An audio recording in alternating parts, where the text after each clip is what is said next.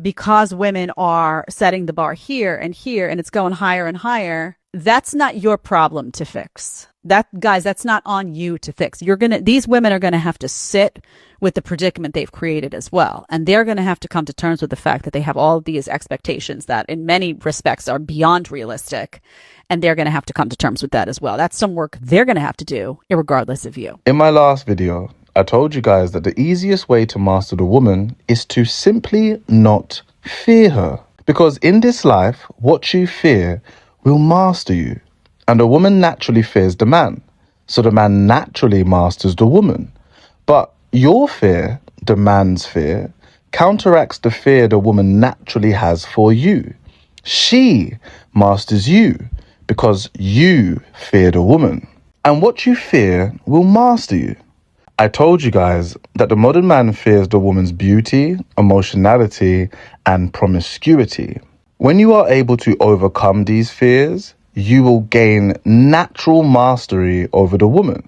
But today, I want to go over a fear I see a lot today, and a fear that encapsulates and encompasses all three of the things the 80% of men fear today, which is the woman's unrealistic expectations. Both man and woman has unrealistic expectations of the other, because both man and woman fantasize about the other.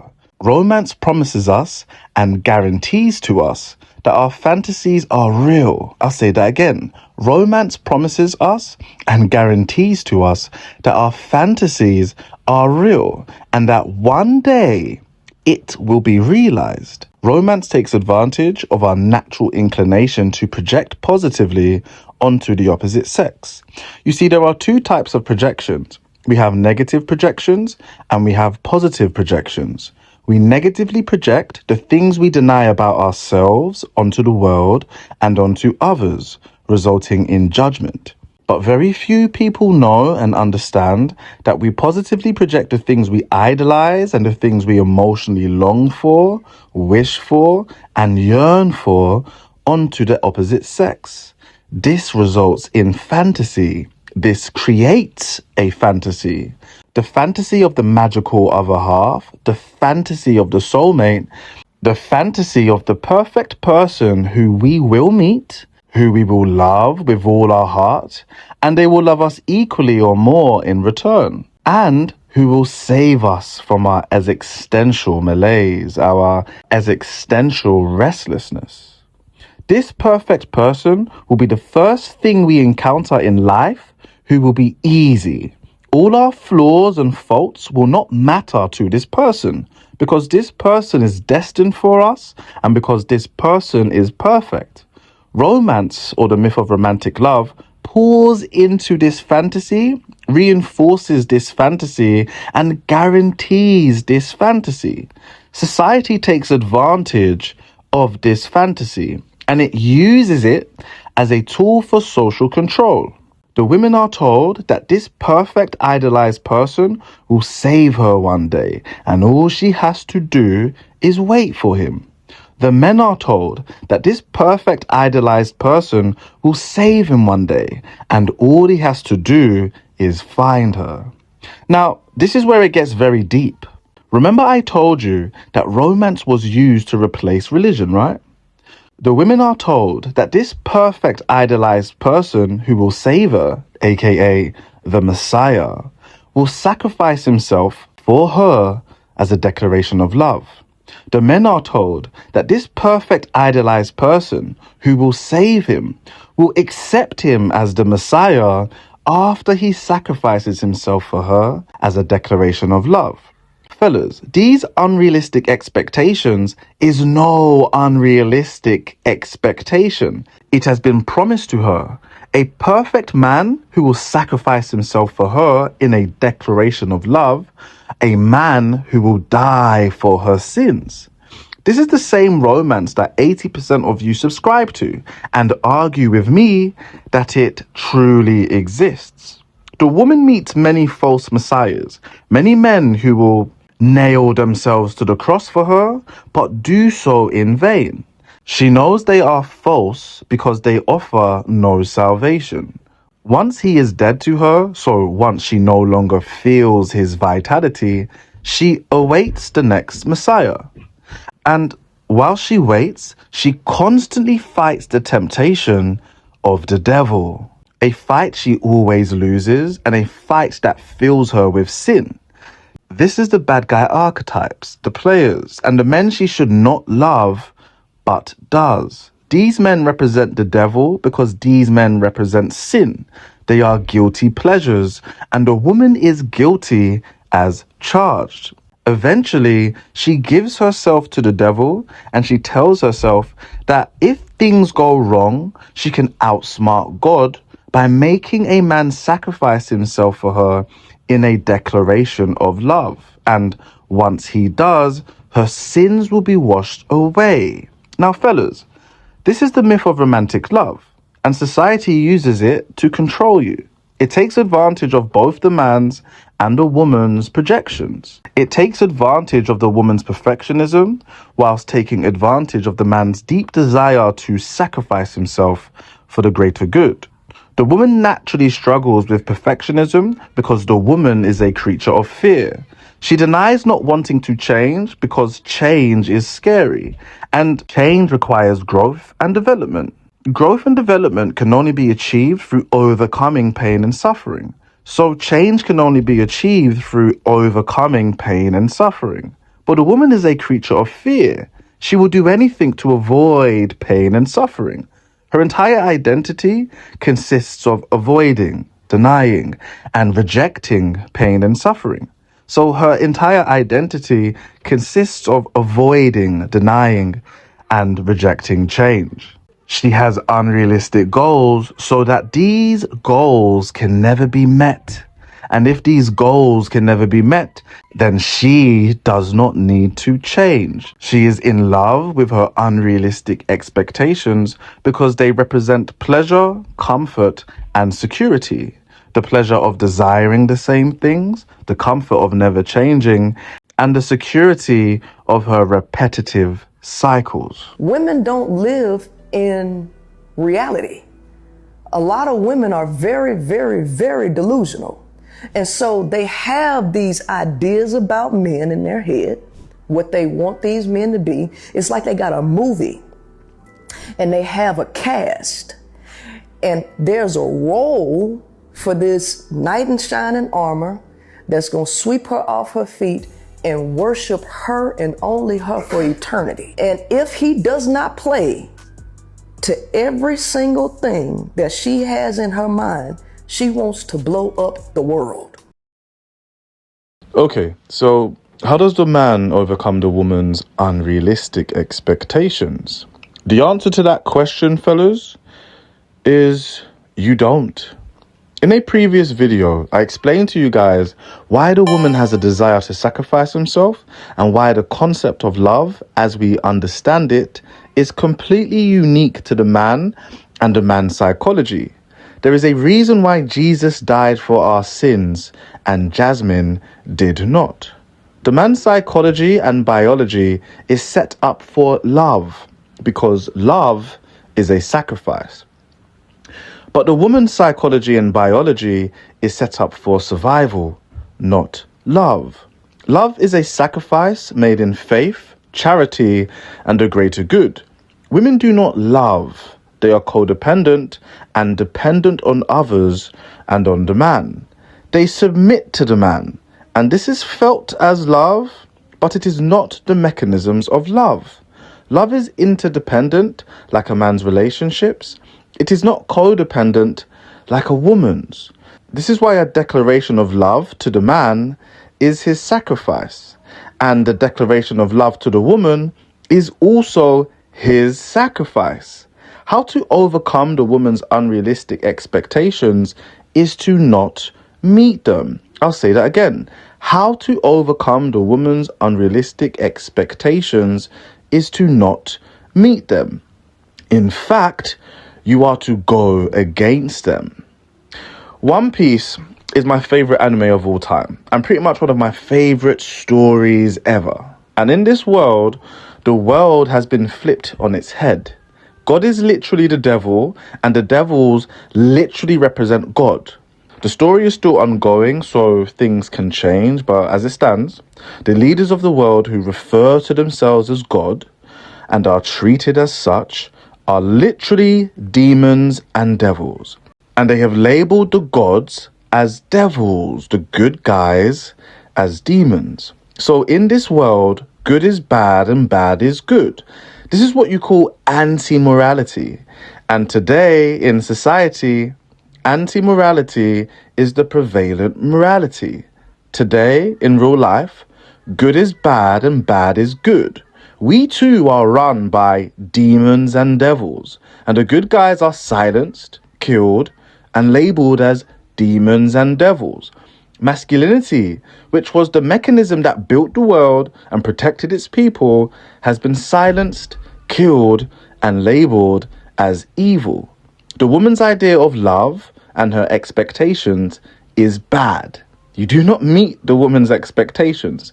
You meet the expectations of your higher calling, your higher purpose, your duties and your obligations. You cultivate your own values and you cultivate your own moral compass. If you are born into a world that is run by anti-morality, your conformity is bad and your non-conformity is good. You meet the expectations of your God. You do what he commands of you. You do not do what the woman commands of you. You cannot serve two masters, and whatever you strive to meet the expectations of is your master. Whatever you fear masters you. If you fear the woman and try to meet the woman's expectations, she is your master. If you fear your God and try to meet the expectations of your God, he is your master. You cannot go in two different directions at the same time. What call do you answer? Your higher calling or the siren's call? What do you sacrifice your life for? The greater good or the woman's good? One leads you to heaven and the other leads you to hell. Women don't want to change. They don't want a better world. They just want men to do what they want them to do. They want men to change. Women don't want to change. Women just want men to change. Women just want to control men. And they don't want to do anything. And so, and since the women are narcissistic and don't know anything about males, the woman is only caring about what's good for her, what she wants. He's not doing what she wants him to do, so he's failing. Right? So this is where all the conflict comes in. And the men are not going to be the ones to change this. It's going to be the women to change it, because the male can only do so much. So this is why men ultimately don't respect women, because they know that women don't know anything about them. And then on top of that, because women make terrible decisions when it comes to sex and things like that, the men can't trust them there. You see that video of the Asian dude who said that he's broke because he moved him and his girlfriend into their dream condo? Now he's door dashing every night so that he can afford her dream ring. Well, this is your reminder to be with a man who gets shit done. Make rules for betas and break rules for alphas. Now I'm gonna tell you this: if you find that to be offensive, I won't even debate this with you. This is absolutely, unassailably, irrevocably true. I cannot tell you how many times I meet a woman who says I am going to make men wait 5 dates to have sex with me and go and have sex with their ex, or go have sex with some male stripper or fucking VIP host that they met or some bartender the first night. It is absolutely irrevocably true. 13 brutal truths about women. Number 1. How much she loves you depends on how many negative emotions you can make her feel. Number 2. Making you mad makes her giggle. Number 3. They feel the most feminine when they are assisting a man. Number 4. They are a mirror that will reveal the worst and weakest parts of you. Number 5. She will never look at you the same if you cry. Number 6. Compliments confuse her because she doesn't actually think very highly of herself. Number 7. The more women that you've been with, the more she will trust trust you. Number 8. The less you invest, the more she invests. Number 9. Her trying to change shit last minute is just a plea for you to say absolutely not. Number 10. She thinks her man could get any woman he wants. Number 11. All she really wants is for you to let her be a kid. Number 12. The most common reason that a man lost her is because he reacted to the distance that she created. And number 13. The most common reason that she fell in love is because he didn't react to the distance that she created. So fellas, the woman's unrealistic expectations is simply a product of her perfectionism that is driven by fear of failure, fear of mistakes, and fear of judgment. She serves her fear, and you meeting her expectations, you serving her expectations, you serving her, means that you also serve her fears. If you serve fear, you serve the devil. You are a man. You do not serve your fear. You overcome your fears and you serve your faith. Those who serve faith serve God. Those who serve fear serve the devil, serve evil. As I said in this video and my last video, what you fear masters you. And whatever you serve the expectations of also masters you. If you fear the woman and serve the woman's expectations, she will master you. If you simply do not fear the woman, and if you simply do not serve her expectations, you will master her. She will be attracted to you, she will fall in love with you, and she will submit to you. In this world and in the woman's world, you should represent devils initially. You should. The Messiah that pins himself to the nail and cross for her is no Messiah. The woman is run by anti-morality, and she is reflective of the society you live in today. Those who pin themselves onto the crosses are devils. And those who do not are something else. I cannot necessarily say that these guys are the good guys, or these guys are the messiahs, or these guys are angels. I can't necessarily say that, but they are something else. And the woman rewards those men. Those men are the types of individuals who can get the woman to serve his expectations.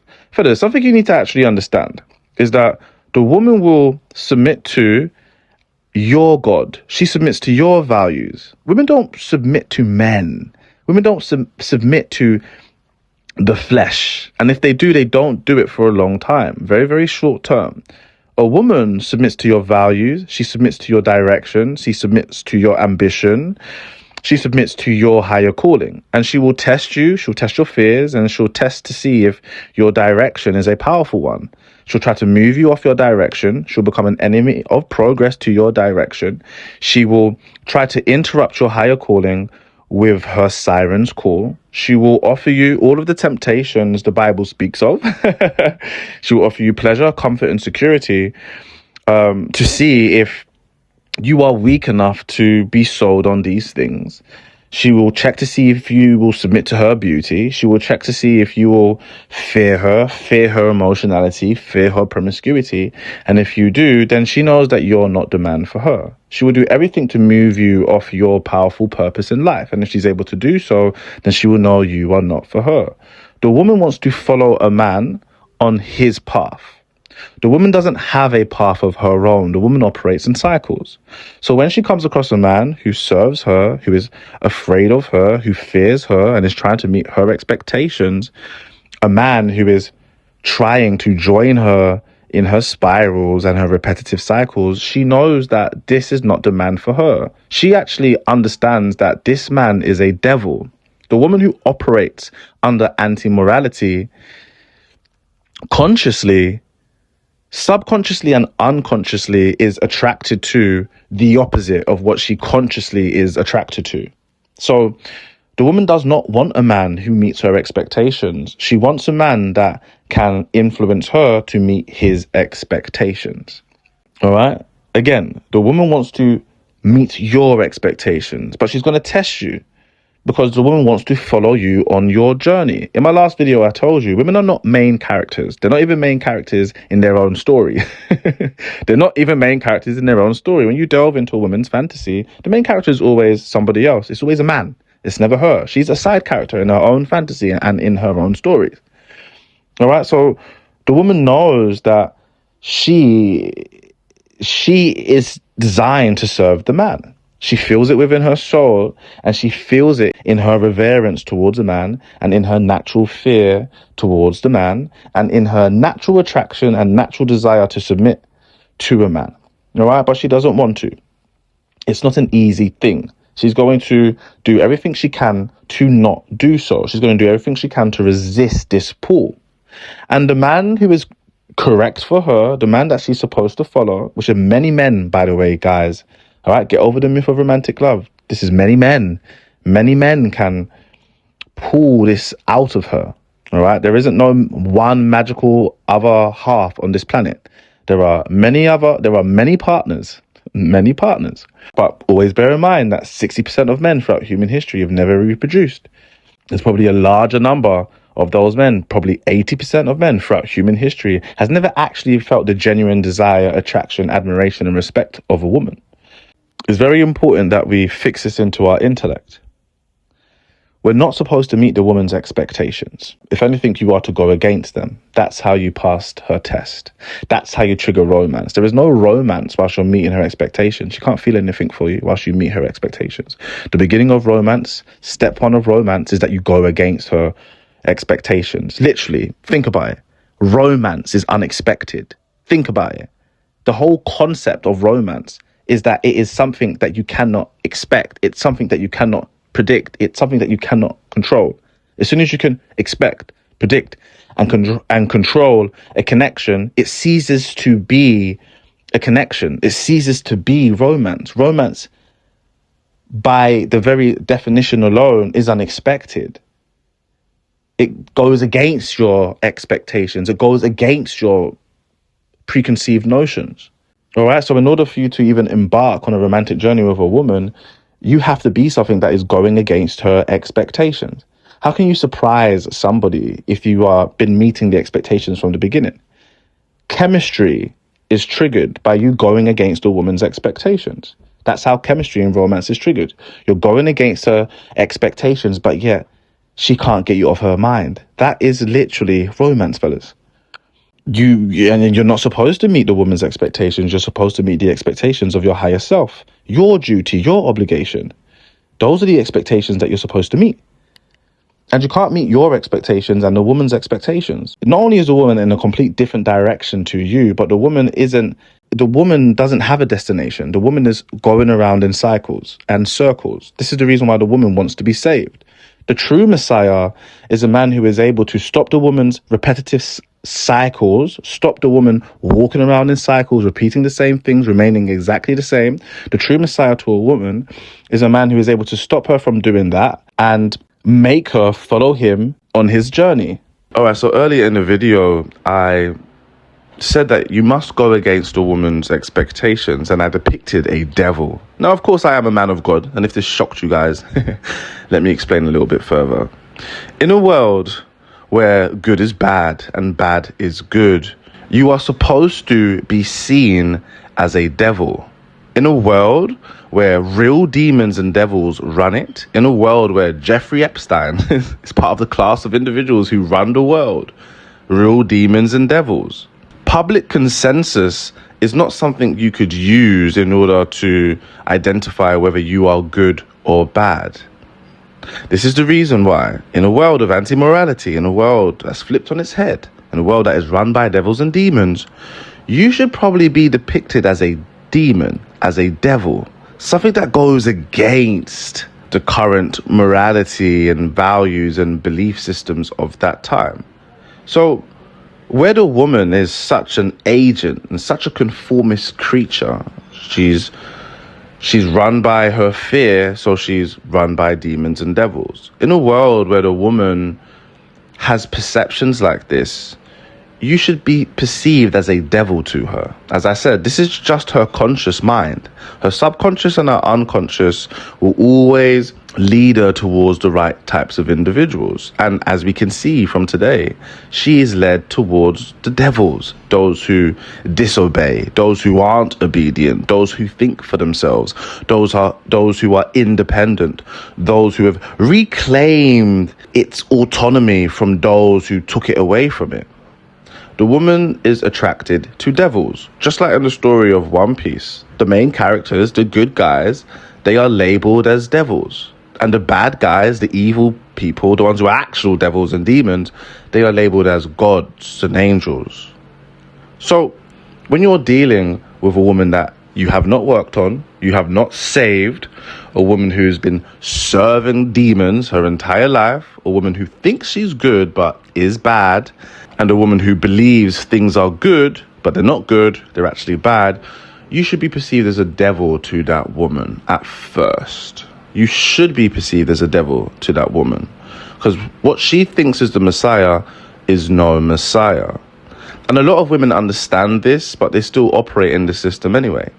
All right. The truth is, in order for you to save a woman, in order for you to be a Messiah, you need to be the type of individual who destroys her ego and destroys her unrealistic expectations, shows her a different way. That's the truth. And so what we do in this life, in order for us to determine what is good and bad, you use your discernment, and you use your discernment to identify somebody's value systems. This is what you do. It's all about your value systems. Do you have a good value system, or do you have a bad value system? Does your value system work and leads to positive outcomes, or does your value system not work and lead to negative outcomes? We all have different value systems, and the truth is, based on how competent your value system is, based on the outcomes and the rewards of your value system, will depend on whether it's a high value system or a low value system. All right? Everyone has opinions. Everybody has opinions. That's why you see how I move to people in my comment sections. I'll just block them, because everyone's got a bloody opinion. But at the end of the day, what's the worth of it? Where has your value systems taken you? Right? Because, and we all have different value systems in different areas. My value system in regards to health and fitness will be different to someone else's value system in regards to health and fitness. But we have different outcomes. And so, for example, if there are two men, one is 40 years old, the other one's 40 years old, one is healthy, his skin is shining, he's got a little six-pack going on, he's solid, he's strong, he's got muscle, and the other one's fat, then obviously they have a difference in value systems. And I can use my discernment to ascertain for myself who has a better value system in this area. Right? If there's two fellas, both of them are 40 years old, one of them has 5 kids, and all this person's kids love him, and they're successful, and they admire him, and they look up to him. And there's another fella who's got 4 kids, and all this person's kids hate him, despise him, don't want to know him, see no value in him. Then I can say that, okay, one person's got a better value system than the other. If there are 2 men, both of them are 40 years old, one of them is loved and admired and respected by multiple women, right? He has multiple women orbiting him by their own choice. Multiple women who have learned from this man, who has been shown a better way from this man, who have nothing but good things to say about this man. And the other man has none of that whatsoever, no women that orbit him, no men that orbit him, then I can say that one person's value systems is better than the other. 2 people are 40 years old. One of them is very, very rich. The other one still hasn't quite figured anything out for himself. Then I can say that one person's value system is better than the other in this department. And there's loads of different departments to where our value systems are operating. If I meet these women, both of them 40 years old, one of them drinks a lot of water, gets good sleep, and is emotionally regulated. The other one still does not see the value in water, still only sleeps 4 hours a night and is incredibly emotionally dysregulated, then I can use my discernment to figure out who has the better value system. What your value system is really determines whether you are high value or low value. Really does. Now, of course, there are skin surface value things. Like if somebody is attractive, then that is a value. Because remember, at the end of the day, we are creatures of procreation, you know, and there is evidence that there is something good about that person simply based on their genes. But it's not just all genes, right? In this life, value runs the world. What can you do for me? And what do I need to give you in return? Value runs this world. Okay, so you use your discernment to figure out what is good and bad. You don't rely on public consensus, especially in a world that is run by Jeffrey Epsteins. In a world that is dominated by stupid women who want stupid desires, stupid dysregulated women with unrealistic expectations, who think this is this and that is that, who don't know what they're talking about. Good and bad is not identified by public consensus, all right? So, as I said, in this world, when it comes to the woman's unrealistic expectations, when it comes to how the women love, when it comes to the woman's psychology that is godless, the women who see themselves as gods, the women who don't have any respect for objective truth, they only care about their own subjective realities and the subjective realities of those who look like her, you should be a devil to these individuals. You should be a devil. And you will save them in a completely different way. And those of you who submit and conform to their ideals, those of you who nail yourself to the cross, you are no Messiah. You are no Messiah. Anyway, guys, love you guys so much. Hope you liked this video. Please leave a like, leave a comment, sign up for one-on-one coaching. Those of you who have not gotten back around to, I shall get back around to you as soon as possible. And then everybody that I have spoken to, we shall progress and proceed. Everybody immediately. I'm very, very busy as always. You know, I always say that I'm very, very busy. But anyway, I'm appreciating you guys so much. I haven't told you guys this, so I will tell my new people this. All of my best videos are my old videos. So if you're new and you've come here and you've seen my recent videos and you love them, thank you, I love you. Thank you, I love you. But go and watch my old videos. I was in a different place back then and I had a lot more time to pour into these things. And if I'm being honest with you, the way I cleared out so many of these concepts in thorough depth in my old video, you know, I already poured out so many of my concepts in depth into my older videos. So if you're looking for more, go and watch some of the older ones. But love you guys. I'll see you on the next one. Oh yeah, Patreon coming out soon.